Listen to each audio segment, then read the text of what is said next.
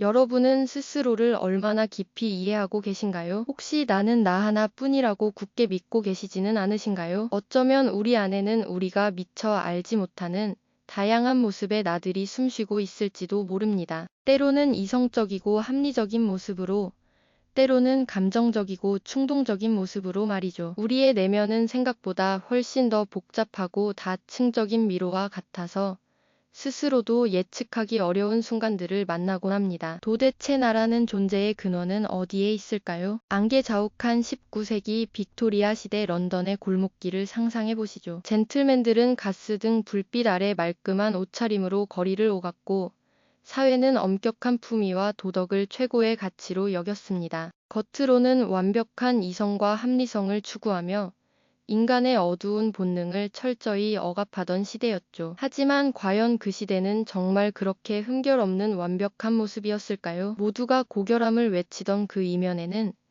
은밀하게 감춰진 욕망과 위선이 그림자처럼 드리워져 있었습니다. 여기 한 작가가 있었습니다. 로버트 루이스 스티븐슨. 그는 병약한 어린 시절을 보냈지만 그 누구보다도 날카로운 시선으로 당시 사회의 허위의식을 꿰뚫어 보았죠. 겉으로만 번지르르한 빅토리아 시대의 도덕적 강령들이 사실은 인간 본연의 복잡한 욕구를 억누르기 위한 가면일 뿐이라고 생각했던 겁니다. 번잡한 상점과 뒤편의 어두운 골목길처럼 사회의 밝은 면 뒤에는 늘 숨겨진 어둠이 존재한다는 것을 그는 일찌감치 깨달았을까요? 그는 끊임없이 질문을 던졌습니다. 인간은 정말 하나의 고정된 자, 아만을 가지고 살아가는 존재일까? 우리가 선하다고 믿는 모습 뒤에는 혹시 우리가 외면하고 싶은 또 다른 그림자가 도사리고 있지는 않을까? 이러한 그의 깊은 사색은 결국 시대를 초월한 걸작의 탄생으로 이어지게 됩니다. 바로 지킬 박사와 하이드 이야기 말이죠. 이 작품은 단순히 공포소설을 넘어 인간 내면에 숨겨진 가장 불편하면서도 진실한 자화상을 그려냈습니다. 스티븐스는 어린 시절부터 병마에 시달리며 유난히 예민하고 섬세한 감각을 지니고 있었습니다. 그는 런던의 안개 낀 거리를 거닐며 겉으로는 정중하고 예의 바른 신사들이지만 그들의 눈빛이나 말 속에 스며든 미묘한 이중성을 놓치지 않았습니다. 당시 사회가 완벽한 자아를 강요할수록 사람들의 내면에서는 억압된 욕망이 더욱 뒤틀리고 고박할 수 있다고 그는 직감했던 것이죠. 그에게 빅토리아 시대는 겉과 속이 다른 거대한 연극 무대와도 같았습니다. 이러한 그의 통찰은 단순히 관찰에서 그치지 않았습니다. 그는 자기 자신에게도 똑같은 질문을 던졌습니다. 나 자신은 과연 얼마나 솔직한가? 내가 드러내고 싶지 않은 혹은 스스로도 인정하기 싫은 그림자 같은 모습은 없는가? 스티븐스는 자신의 내면 깊숙한 곳까지 파고들며 인간이라면 누구나 품고 있을 법한 성과 악, 이성과 본능 사이에 끊임없는 갈등을 예리하게 포착했습니다. 그는 이 복잡한 내면의 풍경을 하나의 이야기로 풀어내고자 했습니다. 그의 머릿속에서는 이미 희미한 윤곽이 잡히고 있었죠. 어둠 속에서 꿈틀거리는 또 다른 자아. 사회적 가면 뒤에 숨겨진 진짜 얼굴. 당시 유행하던 진화론과 정신의학의 초기 연구들도 그의 상상력에 불을 지편을 겁니다. 인간의 본성이란 과연 진화의 산물이며 정신은 얼마나 깊은 심연을 품고 있는가 하는 질문들이 그의 창작열을 더욱 뜨겁게 달구죠. 하나의 동일한 자아만 존재한다는 통념에 대한 그의 의심은 확신으로 변해갔습니다. 이 모든 사색과 고민은 결국 인간 내면의 괴물을 마주하는 대담한 시도로 이어집니다. 스티븐스는 자신이 겪었던 고열 속 악몽, 주변 사람들의 모순된 행동, 그리고 자기 안의 갈등을 한데 모아 하나의 충격적인 캐릭터로 형상화하려 했습니다. 그렇게 탄생한 것이 바로 품위 있는 지킬 박사와 그의 어둡고 잔혹한 분신, 미스터 하이드였죠. 이 두 인물은 한 몸에 공존하며 인간 본성의 가장 은밀한 진실을 폭로하는 상징이 됩니다. 자, 이제 우리는 스티븐슨이 어떻게 이 분열된 자아의 이야기를 세상에 내놓게 되었는지 그 숨막히는 창작의 과정 속으로 함께 들어가 볼까요? 이 이야기는 단순한 공포소설을 넘어 우리 각자의 내면을 비추는 거울이 될 것입니다. 이 거울이 과연 어떤 모습으로 우리를 비출지 그 숨 막히는 탄생의 순간을 함께 들여다 볼까요? 작가 로버트 루이스 스티븐스는 꿈속에서 이 기묘한 이야기에 대한 강렬한 영감을 얻었다고 전해집니다. 마치 운명처럼 그의 뇌리에 깊이 박힌 이중인격의 서사는 그를 거부할 수 없는 창작의 소용돌이로 강하게 몰아넣었죠. 그는 펜을 든 채 며칠 밤샘을 마다하지 않았고 잉크가 종이 위에 격렬하게 춤을 추듯 마치 열병을 앓는 사람처럼 무섭도록 집중하여 이야기를 써내려갔습니다. 뜨거운 열정으로 가득 찬 창작의 불꽃은 그의 작업실을 환하게 밝혔고 불과 며칠 만에 놀랍게도 초고가 완성되었다고 합니다. 하나의 거대한 서사가 마치 숨겨진 샘물처럼 솟아오른 기적 같은 순간이었죠. 하지만 천재의 고통은 여기에서 끝나지 않았습니다. 그의 아내 페니는 스티븐슨의 첫 초고를 읽고는 냉철하면서도 날카로운 비판을 가했습니다. 이것은 그저 평범한 고딕 소설에 불과해요. 당신의 진정한 재능은 훨씬 더 깊은 인간 본성의 심연을 파헤치는 것에 있잖아요. 그녀의 매서운 지적은 스티븐슨의 심장을 마치 칼로 꿰뚫는 듯 아프게 파고들었을 겁니다. 단순히 독자의 흥미를 끄는 무서운 이야기를 넘어 인간 내면의 심오한 철학적 메시지가 부족하다는 준엄한 비판이었죠. 작가로서의 자존심과 작품에 대한 애정 사이에서 그는 깊은 갈등과 고뇌에 휩싸였을 것입니다. 결국 모두를 충격에 빠뜨릴 만한 결정으로 그는 자신의 손으로 그토록 소중한 원고를 불태워 버립니다. 피와 땀, 그리고 영혼을 갈아 넣어 쓴 작품을 스스로 파괴하는 행위는 얼마나 비극적이고 고통스러웠을까요? 재가 되어 사라지는 원고 속에서 그의 절망과 함께 더욱 위대한 작품을 향한 새로운 결의가 강렬하게 타올랐을지도 모릅니다. 그러나 위대한 예술가는 결코 좌절 앞에서 무너지지 않는 법이죠. 오히려 그 타오르는 불꽃은 그를 더욱 뜨겁게 달구는 계기가 되었습니다. 아내의 통찰력 있는 비판을 겸허히 받아들인 스티븐스는 다시금 펜을 잡았습니다. 이번에는 단순한 흥미 위주의 이야기가 아니었습니다. 인간 내면의 자리한 성과 악의 본질,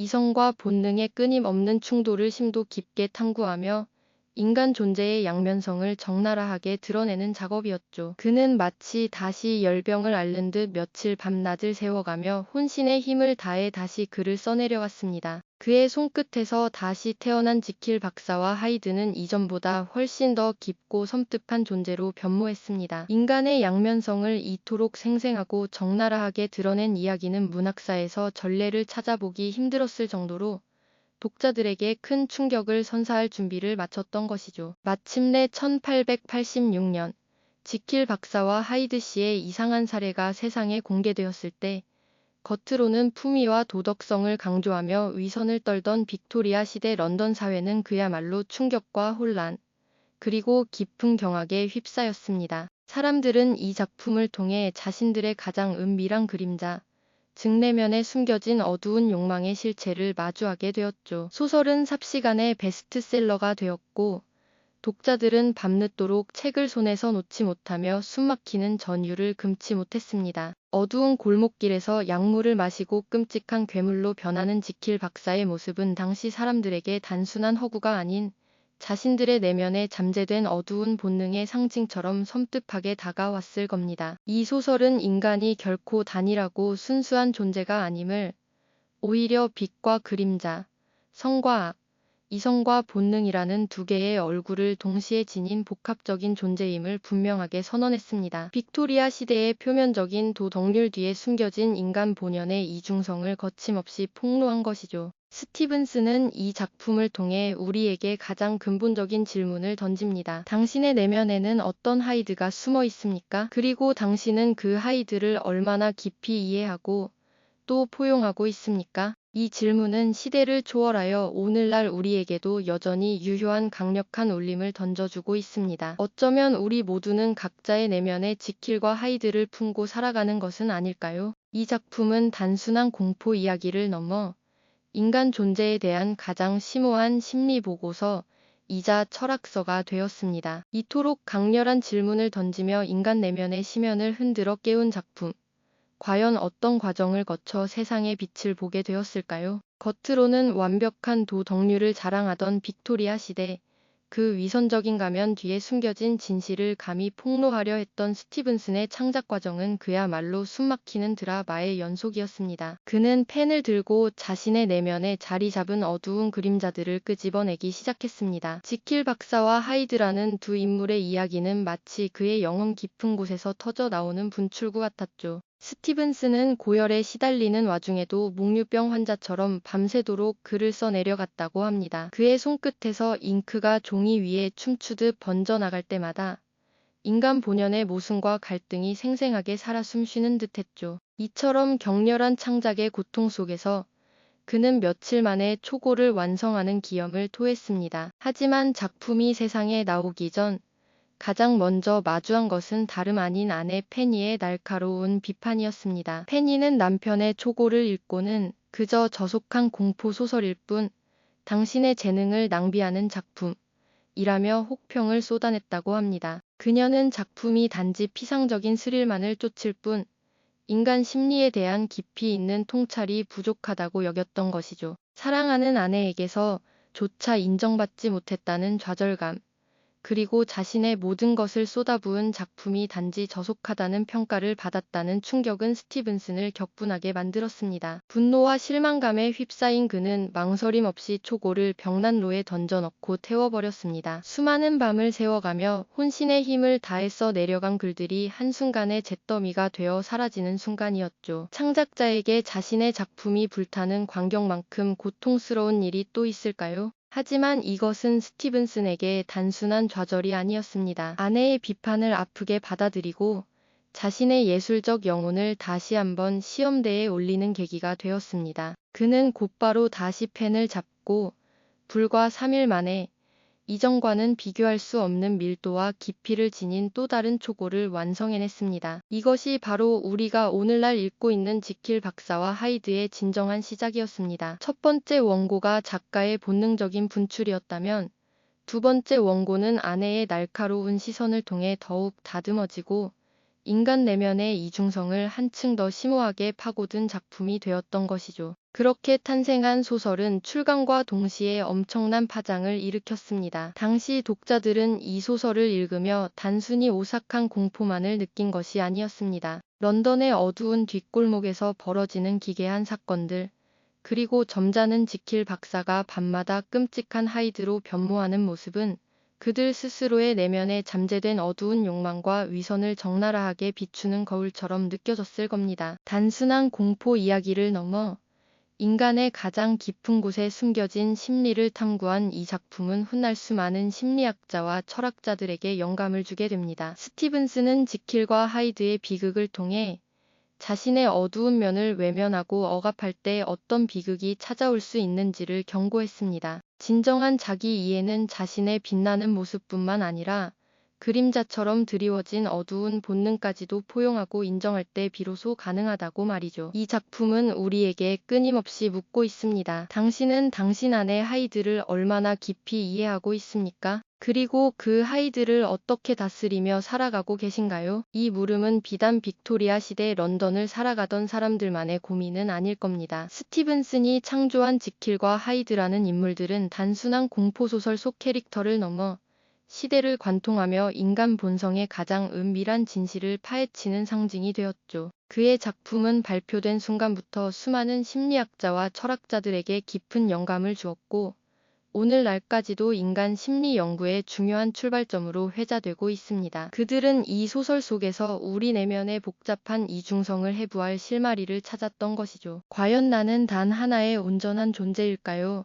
아니면 여러 얼굴을 가진 다중적인 존재일까요? 스티븐슨은 이 작품을 통해 인간의 자아가 결코 단일하지 않으며 성과 악, 이성과 본능이라는 극명한 양면성을 동시에 품고 있음을 적나라하게 드러냈습니다. 마치 거울 앞에 섰을 때 보이는 나의 모습이 상황에 따라, 관계에 따라 달리 비치듯 우리는 이 이야기를 통해 스스로의 내면을 깊이 들여다보게 되는 것이죠. 젠틀한 지킬에 가면 아래 숨겨진 잔혹한 하이드처럼 우리 안에도 드러내고 싶지 않은 그림자가 분명 존재할 테니까요. 이 작품이 우리에게 남긴 가장 강력한 유산은 바로 진정한 자기 이해에 대한 통찰일 겁니다. 자신의 빛나는 모습만을 인정하고 칭송하는 데서 멈추지 않는다는 것 말입니다. 오히려 그림자처럼 드리워진 어둡고 불편한 본능, 때로는 스스로도 이해하기 어려운 충동까지도 용기 있게 마주하고 포용할 때 비로소 온전한 나를 만날 수 있다는 역설적인 진실을 말해주고 있죠. 스티븐스는 어쩌면 내면에 숨겨진 그림자를 외면하고 억압하려 들수록